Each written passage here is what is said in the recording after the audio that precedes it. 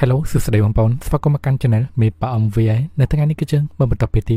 68នៃរឿងកុចបតាធានីបន្តសាច់រឿងចាប់ផ្ដើមបន្តពីវាងលៀនមកដល់មេបាក្រហមនៅប្រជាជាប៉ៅហានេះគឺជាឯងប្រប្រាស់កម្លាំងវាយទៅកាន់វាងលៀនទៅបីជាជីវជាជាស្រេចមេបាក្រហមថាជប់សិនក៏ដែរតែនាងគឺមិនបានខ្វល់ទេដូច្នេះវាងលៀនក៏បានឲ្យកង្កាប់វិញ្ញាណបាញ់កម្លាំងរន្ទះទៅទល់ជាមួយនឹងមេបាក្រហមទូផាំងបបាយផ្កាតកតទាំងអស់នេះខ្ទេញអញ្ចឹងមេបាក្រហមនៃក៏បានបញ្ចេញរួចចំតកតរបស់នាងចេញមកបាញ់កម្លាំងថាពុតកតទៅកាន់វាងលៀនម្ដងទៀតវាងលៀនបានยึดตรงច្បាប់នៃការខ្វាត់ប្រប្រាស់ដួងភ្លឹងនេះទាំងអស់នេះទៅទប់រងផងដែរតែក៏ត្រូវបានមានបាក្រមបង្កកបបាយនៅដួងភ្លឹងនេះរបស់វាងលៀនខ្ទេចក៏ដូចជាធ្វើវាងលៀនគួតឈាមចេញមកទៀតផងចំពោះមានបាក្រមដែលបានប្រើកម្លាំងរបស់នាងបាញ់ហត់ឡើងទៅលើមេឃដំណើរការក្បួនកម្មបង្កាត់ដែនថាពុតកតរបស់នាងនឹងនិយាយថានៅថ្ងៃនេះឯងគឺគ្មានទីកន្លែងរួចកិច្ចខ្លួនទៅណាទៀតទេវាងលៀនគេបានឲ្យដួងភ្លឹងខ្មាច់ពវល់ចេញមកជាច្រើនគិតក្នុងចិនថាកម្រិតនៃការវឹកហាត់របស់មេបាក្រមពិតជាខ្ពស់ខ្លាំងណាស់ហើយចំណែកគេចេតនាសម្រាប់របស់មេបាក្រមក៏ខ្លាំងផងដែរនេះគឺជាឱកាសនៅក្នុងការតែសាររបស់នៅអាវុធវិទ្យាមន្តដែលជាលំបែងច្បាប់នៃការខាត់មួយនេះពួយទៅកាន់មេបាក្រហម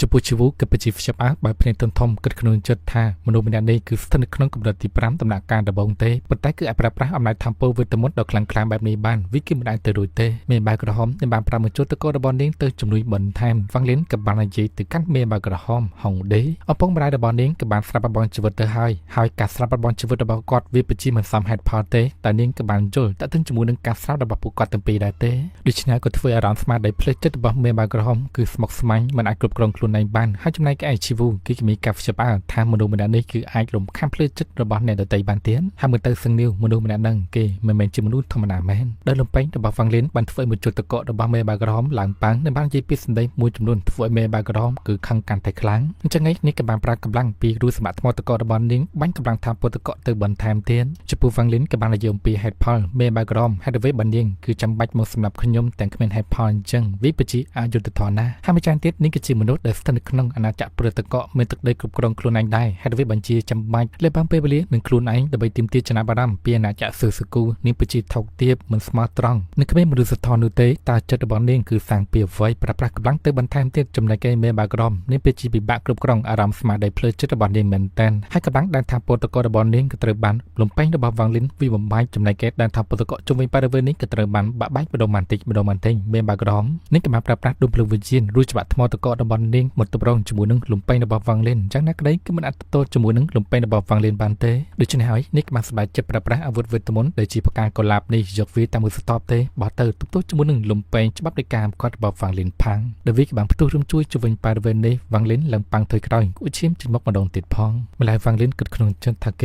េរងចាំឱកាសនឹងពេលវេលាត្រឹមត្រូវដើម្បីវិភាគផ្លូវចិត្តរបស់មេបាក្រមប៉ុន្តែនៅតែមិនអាចធ្វើអ្វីឲ្យនាងរងការប៉ះពាល់នឹងអង្រួនផ្លូវចិត្តរបស់នាងបានដដែលចំពោះមេបាក្រមបាននិយាយថាឯងគឺជាមនុស្សដំបងហើយដែលបានបង្ខំឲ្យខ្ញុំប្រើប្រាស់អាវុធវិទ្យាមន្តផ្កាកុលាបរបស់ខ្ញុំនេះដូច្នេះនេះក៏បានជើងស្ទប់ផ្កាកុលាបរបស់នាងមួយស្ទប់ទៀតនិយាយថាខ្ញុំនឹងស្លាប់ឯងនៅពេលនេះតែចំណែកដោយជីវូគេក៏បានចូលមកហាមឃាត់អ្នកទាំងពីរខ្ញុំក៏បានជួយអ្នកទាំងពីរមកចូលរួមកិច្ចការងារជាមួយគ្នាហើយបើសិនបានអ្នកទាំងពីរនេះតែបន្តបញ្ជូនគ្នាទៀតក៏បន្តថាខ្ញុំគឺមិនចេះគោរពអ្នកទាំងពីរឯងចំពោះវាងលៀននិយាយថារឿងទាំងអស់នេះវាគ្មានបញ្ហាអ្វីចំពោះខ្ញុំទេវាយគ្នាបន្តទៀតក៏បានឬមួយក៏ឈប់ក៏បានដែរតែមេបាក្រមបាននិយាយថារឿងបញ្ហាទាំងអស់ហ្នឹងគ្មានអ្វីពាក់ព័ន្ធជាមួយនឹងលោកទេជីវូគូណាតែចាក់ចេញទៅអញ្ចឹងជីវូគេនិយាយថាមេបាក្រហមដែលនៅទី2គឺត្រូវបានខ្ញុំអញ្ជើញមកហើយបើសិនបាននាងនៅតែរឿងចេះបន្តការបញ្ជូនគ្នាទៀតអញ្ចឹងខ្ញុំនឹងរួមដៃជាមួយនឹងលបងសឹងនីវយុទ្ធជាមួយនឹងនាងរត់ដល់ស្រាប់របស់ជីវិតមិនដកថយទៅណាទេហើយគេក៏បានបញ្ចេញដួងភ្លើងកំណត់របស់គេចេញមកពុពេញទៅដោយកម្លាំងថាពុលដ៏អស្ចារ្យវាងលៀនក៏ដូចគ្នាផងដែរដែលបានប្រើប្រាស់កម្លាំងថាពុលបញ្ចូលទៅកាន់ទងច្បាប់នៅខាងខាត់បញ្ចេញកម្លាំងទន្ទះដ៏អស្ចារ្យមេបាក្រហមដែលបានឃើញនៅទី2អញ្ចឹងដូច្នេះហើយនាងគេមានធ្វើអ្វីប្រែប្រាទេក៏បានសុខចិត្តចូលរួមឬមួយក៏បញ្ចប់ការបញ្ជូនជាបណ្ដោះអាសន្ន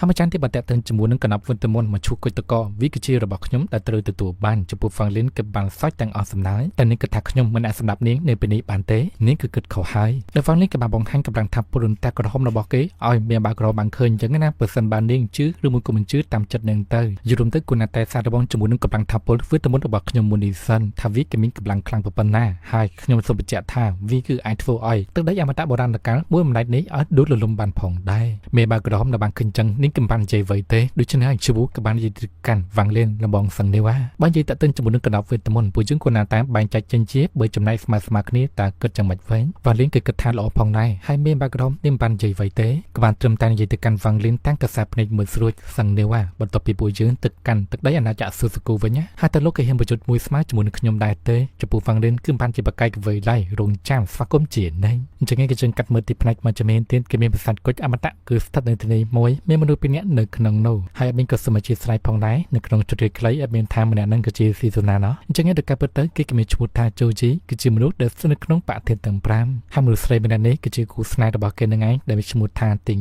ได้นี้กับบานปัดบอลจูเวนโจจีกับบานจีทาติงตอนปุยจึงคือตลอดติดประเวนโดยจะเป็นมือปอนชนะบานกลองพอตเตอร์ให้สำหรับโรนไกระบาโอนคือเนื้อดอได้คือในแต่มีผิดแต่ติ้งหนึ่งเมียนมุนสไนเอาไว้กุชันตะกันนี้คือสมองกลตะดองกำลังทำปลอมตะเดสตัดในที่นี้ได้อากาศเปลี่ยนโรนไกใส่ชิมสำหรับระบาดทิ้งเอาเนื้อดอได้ทำชันที่แต่ตึงจมูกหนึ่งการเงี้ยเฟื่อในเป็นนี้ยูรุมเตอร์คือเฟื่อสำหรับตัดทิ้งแต่มันกดแต่ปนน้องตัวใบชื่อมนุษย์ครงโรครวมก็มนุษย์ครงปะระยะทางคลุนเกคือชุดกันได้และคลุนเกคือสดจุดตัวโจกแต่งโจจีเกคือชื่อมนุษย์เนี้ยได้สมาร์ตรังจมูกสไนหางตัวใบชื่อชุดก็ได้คือชุดตัวใบอ่อนจะงั้นกับมันจะกูสไนด์บอกเกบางจุดในขนมประสาทก็จะมาตานังเตอร์ก็ดูจีจะชิ้นพิธีกลายในเตอร์ผ่องได้ให้ฉันกัดมือในตะใบคือกระปองตาจีเลือสัมปยุราตะก็เนื้อวันชีวุกับวันทศาทางสมองกลตะกันเนรีกลหันเมบากรอมหายเขาเป็นบ้าบำบัดสัมปยุราตะก็ระบาดเนรีกลหันเตดูชนผู้ยึงกับมันที่ฟุตมาชรงกัดในที่กลางตะบอนตะก็ได้เป็นจำไงรอบปอนไม้ในบ้านไล่แต่ฟังเล่นกับบางจิตตะตึงจมูกนึงที่กลางตะได้ดับโปเกเตอร์เตอร์หนึ่งเปรี้ยวรำทางคล้ายเป็นแหนดเตยคือดังพิธีกลายหนูได้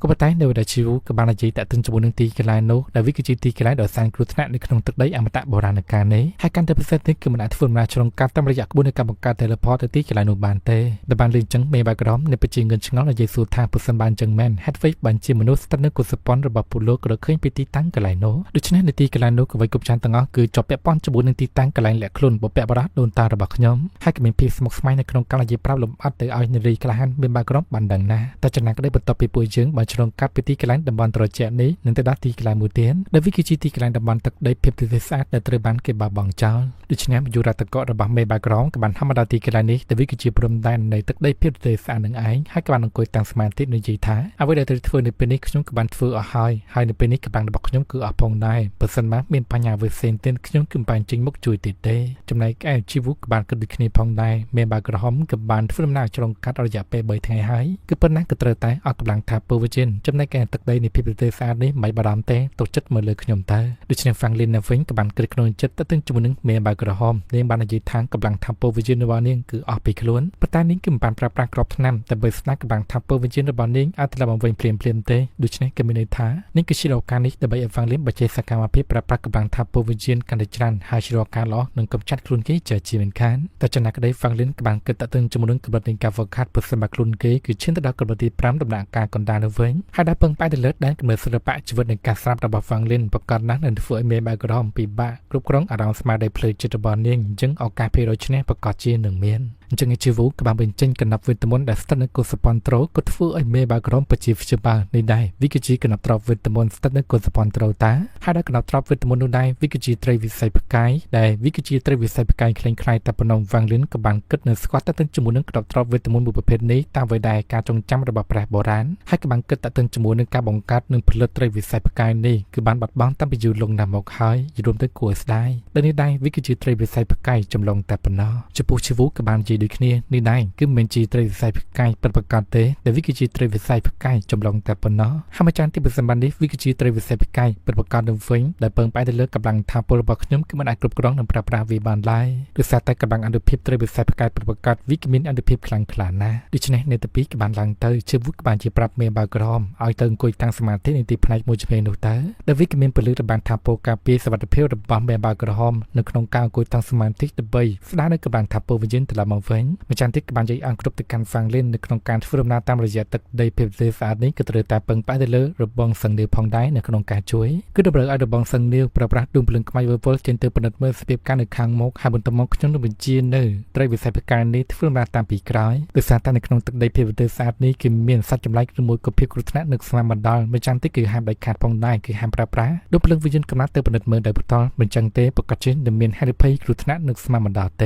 โดยวิกบจังต่างกันนี้บริ ចាស់ទុំនៅក្នុងតកូកុសប៉ុនត្រូរបស់ខ្ញុំគឺហាមដៃខានចឹងសឹកគំថារបស់សឹងនេះគូនតែចងចាំផងអញ្ចឹង Evelyn គឺបានថាអ្វីទេនៅបានអង្គុយចោម្ចាស់ទៀតក្បាលជីតតិនជាមួយនឹងត្រីវិស័យបកាយនេះនៅក្នុងការដំណើរការវិញក៏ចាំបាច់ប្រើប្រាស់មនុស្ស5នាក់អញ្ចឹងគឺពិតប្រាកដហើយនៅវិរិយជបុបានជាប្រាប់យល់ទៅដោយសារតែពួកយើងគឺមានសមាជិកតិចអ្នកពេកហើយអញ្ចឹងឯងក៏បានបង្ហាញវ៉ាងលីនថានៅផ្នែកខាងនោះគឺជាផ្លូវដែលធ្វើដំណើរទៅកាន់ទឹកដីភាពវិទ្យាសាស្ត្រនឹងឯងវ៉ាងលីនគេក៏បានបញ្ចេញដួងព្រលឹងខ្មៅបបោជាច្រើនហើយចំណែកឯជបុគេក៏បានប្រើកម្លាំងដំណើរការត្រីវិស័យបកាយហត់នេះតាមពីក្រោយយ៉ាងលឿនបន្ទាប់ពីបានចុះមកដល់វ៉ាងលៀនក៏បានសង្កេតឃើញថាគឺមានសត្វចម្លែកអ្វីមួយយ៉ាងក៏បានបង្ហាញខ្លួនឆ្ងាយពីជើង10ម៉ៃអញ្ចឹងពួកយើងគួរណាតែចាក់ចេញពីទីកន្លែងនេះយ៉ាងលឿនអញ្ចឹងឯងជវូក៏បានប្រើប្រាស់កម្លាំងរបស់គេដំណើរការត្រីវិស័យបកាយហត់ទៅមុខយ៉ាងលឿនហើយបានឃើញហើយគេមានអ្វីមួយយ៉ាងក៏បានផុសចេញឡើងពីក្រោមដែលវាពេញដល់ផ្សេងអសមាជិមជវូគេក៏បានបញ្ជាត្រីវិស័យបកាយរបស់គេហោះកិច្ចឆ្វេងគេស្ដាំយ៉ាងលឿនដើម្បីចាក់ចេញពីទីកន្លែងគ្រោះថ្នាក់ដោយជោគជ័យដូច្នេះក៏បាននិយាយអរគុណវ៉ាងលៀនផងដែរគឺសូមអរគុណទៅដល់របងសឹងនេះហើយតែបានប្រាប់ពួកយើងឲ្យគេផុតពីទីកន្លែងនេះតាន់ពេលបើសិនបើមិនចឹងទេពួកយើងប្រកាសជានឹងមានគ្រោះថ្នាក់បាត់បង់ជីវិតក៏ថាបានដែរចំពោះមានបាក្រមនេះគឺមិនដឹងថានេះវាគឺជាពពុះបិសាចសត្វចម្លែកអ្វីទេជីវូក៏ដូចគ្នាផងដែរខ្ញុំគឺមិនដឹងទេក៏តែដឹងថាវាគឺជាពពុះសត្វបិសាចដែលរស់នៅក្នុងពិភពទឹកដីទទេសានេះឯងហើយកម្លាំងរបស់វាពិតជាខ្លាំងពួកយើងទាំង3គឺមិនអាចយកឈ្នះពួកវាបានឡើយដូចជាហ្វាំងលីននិយាយថាពួកវាគ្រាន់តែជាសត្វបិសាចនិមិត្តតែប៉ុណ្ណោះដែលវាក៏បានកាត់ឡើងដោយបាក់សីលេបផានដីហើយផ្សាញ់អស្មោឈឹមទាំងអស់វាគឺជាចង្ហៃដង្ហើមដែលវាបានផ្ដួសចេញតែប៉ុណ្ណោះតែបើជានេះវាគឺជាចង្ហៃដង្ហើមរបស់វាក៏ដែរគឺតតែប្រាប់បុរាណឬមួយក៏មនុស្សដែលស្ថិតនៅក្នុងក្រដលំដាប់ខ្ពស់ជាច្រើនអ្នករួមកម្លាំងគ្នាទៅឲ្យបំផ្លាញនៅផ្សាញ់អសមាជិមទាំងអស់នោះបានដែលបានលីចង្ហៃជវូក៏បានសរសើរទៅកាន់ហ្វាំងលិនលបងសឹងនីវពិតជាមានចំណេះដឹងជាជ្រៅពិតប្រាកដមែនចឹងណាស់ទៅចំពោះមេបាក្រមនេះក៏បានជឿទេនឹងគិតថាអ្វីគ្រប់ចាំទាំងអស់នេះវាគឺជាពីសម្ដីបើប្រាស់ទាំងអស់ហ្វាលិនក៏បាននិយាយហេតុផលតទៅជាមួយនឹងផ្សាញ់អសមាជិមនេះវាគ្រាន់តែជាបំណែករបស់វារកពេលចេញខំស៊ីចំណៃតែប៉ុណ្ណោះហើយក៏បានថាពើពេញលេងរបស់វាពួកយើងគឺមិនអាចវាស់វែងនឹងប៉ាស្មានបានឡើយព្រាមហ្វាំងលិនក៏បានដឹងថាមានហេតុការណ៍មិនសូវល្អក៏បានប្រាប់ជីវូរបស់ជីវូពួកយើងគួរណាតែធ្វើដំណើរទៅកាន់តំបន់ទឹកខាងជើងជាបន្ទាន់ចឹងណាក្តីជីវូគិតថាប្រសិនបើពួកយើងធ្វើដំណើរទៅកាន់តំបន់ទឹកខាងជើងដោយបញ្ញាប៉ុន្តែពួកយើងប្រកាសជានឹងវង្វេងម្យ៉ាងទៀតក៏បានគិតក្នុងចិត្តតើទាំងជាមួយនឹងអ្វីដែលហ្វាំងលិនបាននិយាយមិញពិតឬមួយក៏មិនពិតគឺមិនតាន់ដឹងទេតែចំពោះហ្វាំងលិនគឺមិនដែលខាត់ពេលច្រើនទេក៏បានបច្ចេកបញ្ញាសម្រាប់ខ្លួនហើយទៅមុនទៅអញ្ចឹងក៏ដោយអ្វីដែលហ្វាំងលិនបាននិយាយទុកមែនផ្សាញ់អសមាជិមក៏បានដេញមកពីក្រោយក៏ធ្វើជីវូក៏ពិតជាស្ដាយក្រោយប្រសិនបើពួកយើងជឿពីសម្ដីរបស់របងសឹងនេះបាននិយាយប្រាប់ណែនាំឲ្យមិញពួកយើងគឺមិនស្ថិតនៅក្នុងសេចក្ដីគ្រោះថ្នាក់បែបនេះទេហើយស្របពេលដែលផ្សាញ់អសមាជិមវាយបំផ្លាញជាមួយនឹងត្រីវិស័យបកាយជីវូក៏បានប្រាប់ឲ្យមេបាក្រមបញ្ជាសកម្មភាពជាបន្ទាន់មេបាក្រមនេះក៏បានប្រើសតបការជុករបស់នាងទៅបំទូផាំងដូច្នេះហើយក៏ធ្វើនាងអ៊ូតចិញ្ចៀនទីផងហើយจะបានឃើញថាសបស័យលេបមេវាក៏បានបង្ហាញរូបរាងកាយមកមេបាក្រមពិតជាខ្ជាប់អើដែលនេះវាពិតជាអ្វីដែលសាំងនីវបាននិយាយលើកឡើងឲ្យបាញ់មិញនេះមែនដូច្នេះហើយសបស័យលេបមេវាក៏បានចាប់ផ្ដើមខំត្រីវិស័យបកាយរបស់ជីវូមេបាក្រមនេះក៏បានទាញយកផ្កាកលាប់របស់នាងដោយចុះបន្តផ្កាកលាប់របស់នាងមួយតងគប់ស្ដាយទៅកាន់បាក់ស័យលេបមេផ្ទុះឡើងរំមិនជួយដើម្បីគេផុតពីទីកន្លែងតំបន់គ្រោះថ្នាក់នេះទៅដូច្នេះជីវូក៏បានដូរដង្ហើមធំនិងបានសុំអញ្ជើញហ្វាំងលិនមកអង្គុយទីតាំងកន្លែងដើមទៅនិងបាននិយាយថាខ្ញុំពិតជាទទួលស្គាល់កំហុសរបស់ខ្ញុំដែលមិនបានជឿពេលសម្ដីរបស់សាំងនីវបាននិយាយប្រាប់អំបញ្ញមិញរួមទៅវាពិតជាកំហុសដ៏ធ្ងន់ធ្ងរអញ្ចឹងទីក៏បានសួរហ្វាំងលិនរបស់សាំងនីវតែពួកយើងគឺធ្វើដូចម្ដេចនៅពេលនេះពួកយើងក៏បានបង្វែងទៅដល់ហើយហ្វាំងលិននិយាយថាថាចង្អាយរយៈពេលដែលពួកយើងហោះហើរមកដល់តំបន់ទឹកខាងជើងនេះរយៈពេលខ្លីតែប៉ុណ្ណោះដូច្នេះរបស់ជីវូគណាតែហោះហើរតាមតំបន់ទឹកដៅត្រីវិស័យដែលបានកណត់ទៅមិនយូរមកចាប់ទេពួកយើងប្រកាសជានៅរកឃើញទឹកដៅដែលពួកយើងត្រូវទៅជាមិនខានជីវូក៏គិតអញ្ចឹងផងដែរហើយបានគិតក្នុងចិត្តនៅពេលនេះត្រីវិស័យបកាយគឺត្រូវបានរងការខូចខានអញ្ចឹងគឺមិនអាចប្រើប្រាស់វាបានរយៈពេលយូរទេហើយចាំបាច់ត្រូវតាមពឹងផ្អែកទៅលើកម្លាំងមនុស្សម្នាក់នេះជួយដល់ដែរអញ្ចឹងជីវូក៏បានប្រើប្រាស់កម្លាំងដំណើរការត្រីវិស័យបកាយរបស់គេហោះទៅមុខយ៉ាងលឿនដូច្នេះហើយរយៈពេល10ថ្ងៃបានកន្លងផុតទៅជីវូគឺបាននិយាយលេងជាមួយនឹងហ្វាំងលិនពីស្ដីមួយចំនួនហ្វាំងលិនគឺបាននិយាយអរគុណផងដែររយៈពេល10ថ្ងៃកន្លងមកនេះខ្ញុំក៏បាននិយាយលេងជាមួយនឹងរបងជីវូទទួលបានអត្ថប្រយោជន៍ជាច្រើនម្ល៉េះជីវូក៏បានសោកកាយដោយប្រភពដើមនៃកុសប៉ុនត្រូរបស់ខ្ញុំគឺមិនមែនមកពីអាណាចក្រស៊ូស៊ូគូទេបុព្វបុរសដូនតារបស់ខ្ញុំក៏បានមកពីទឹកដីតំបន់ផ្សេងហើយចឹងគេមានភាពខុសគ្នាតែទាំងជាមួយនឹងកម្លាំងថាពុននៃការវឹកហាត់គឺជាកម្លាំងថាពុវិតមុនអរូបីផ្សេងម្ល៉េះព្រាមហ្វាំងលិនក៏បានសង្កេតឃើញថាគេមានអ្វីមួយចាញ់ដែលកាត់ឡើងនៅចំពោះមុខមើលទៅវាដូចជាដុំថ្មពណ៌ផ្កាជុកចឹងដែរក៏បានប្រាប់ឲ្យនៅទៅពេលរងចាំនៅទីនេះសិនទៅដែលខ្លួនគេក៏បានសម្រាប់ខ្លួនទៅពិនិត្យមើលដោយផ្ទាល់វ៉ាលិនគិតក្នុងចិត្តដុំថ្មពណ៌ផ្កាជុកនេះវាមានសារៈសំខាន់បំផុតនៅក្នុងការជួសជុលត្រីវិស័យផ្កាយហើយនៅក្នុងការធ្វើដំណើរចាក់ចេញពីទឹកដីអាណាចក្រស៊ូស៊ូគូគឺចាំបាច់ពឹងផ្អែកទៅលើដុំថ្មពណ៌ផ្កាជុកនេះដំណើរការត្រីវិស័យផ្កាយដើម្បីចាក់ចេញ ម្លែកវាងលឹមបានប្រាប់ប្រាស់កម្លាំងបាត់ដៃមាសចាប់យកនៅដុំថ្មពណ៌ផ្កាឈូកនឹងយកមករក្សាតង់ហើយចឹងឯងក៏បានត្រាប់មើលនៅទៅពេលវិញជីវូក៏បាននិយាយតទៅជាមួយនឹងត្រីវិស័យផ្កាយនេះវាគឺរងការខូចខាតយ៉ាងដំណំដែលពួកយើងគឺមិនអាចដំណើរការហោះហើរវាទៅមុខបន្តទៀតឡើយពួកយើងគួរណាតែធ្វើដំណើរទៅមុខដោយខ្លួនឯងអញ្ចឹងឯនៅតែបីពួកគេក៏បានហោះហើរសម្រាប់ខ្លួនទៅមុខទៅចំណែកដីវាងលឹមគឺនៅតែមានអារម្មណ៍មិនសូវល្អក៏ដូចជាមានមនុស្សម្នាក់ដែលកំពុងតែដេញតាមគេពីក្រោយរយៈពេល3ថ្ងៃបានគង់ផុតទៅនេះទីបំផុតពួកគេក៏បានហាក់មកដល់ទីកន្លែងនេះហើយជីវូក៏បាននិយាយថានេះគឺជាទីកន្លែងដែលបានបន្សល់ទុកដោយព្រះចាស់ចាត់ទុំដែលស្ថិតនៅក្នុងតកូលរបស់ខ្ញុំតែចំណាក់ក្ដីវាងលិនក៏បាននិយាយតទៅជាមួយនឹងទីតាំងកន្លែងដែលពួកគេត្រូវទៅក៏មិនដឹងថាស្ថិតនៅស្តុបទីប្រមាណទេអញ្ចឹងមេបាក្រុមនេះបាននិយាយលុបមាត់ថាប៉ុន្តែវាប្រកាសជាស្ថិតនៅក្នុងស្តុបទី2ហើយដែលស្តុបទី2វាប្រកាសជាមានគ្រោះថ្នាក់ជាច្រើនដែលបានកាត់ឡើងតែចំណាក់ក្ដីវាងលិនបាននិយាយថាប្រជាល្ងងក្លៅមែនមេបាក្រុមនៃប្រជាខឹងមើលខ្សែភ្នែករបស់នាងគឺដឹងហើយដូច្នេះហើយជីវូក៏បាននិយាយថាមិនបាច់គិតអ្វីច្រើនទេថានីតិកន្លែងរបស់យើងគឺត្រូវទៅគឺស្ថិតនៅក្នុងស្តុបទី2ហើយម្ចាស់ទីគឺដូចអ្វីដែលព្រះចាស់តាទុំនៅក្នុងតកូលរបស់ខ្ញុំបានទូទាញអញ្ចឹងដែរអញ្ចឹងជីវូគេក៏បានសម្រាប់ខ្លួនទៅមុននៅទី2ក៏បានតាមពីក្រោយបន្ទាប់ពីនៅទី3សម្រាប់ខ្លួនចូលទៅព្រាមជូជីគេក៏បានបណ្ដាផងដែរចូលមកឡើងក្តាំងរុំជួយនៅបានជាតទៅជាមួយនឹងទីងកុំបារម្ភអីអ្វីដែលខ្ញុំធ្វើនៅពេលនេះគឺដើម្បីអូននឹងហើយដោយទ្រព្យសម្បត្តិវេទមន្តទាំងអស់វាប្រកាសជាស្ថិតនៅក្នុងស្តុបទី3ជាមិនខានចំពោះនៅទី3ពួកគេក៏បានហាក់មកដល់ទីកន្លែងនេះដែលវាគឺជាស្តុបទី2ក៏មានកាហ្វេបានផងដែរគឺគ្មានអ្វីដែលស្ថិតនៅទីនេះទេវាក៏មិនអាចទៅរួចឡើយមានបាក្រមនិងប្រជាខាងអ្វីក៏ចាំទាំងអស់គឺមួយអ្វីដែលជីវូបាននិយាយប្រាប់នាងកាពីដំបងនឹងទេ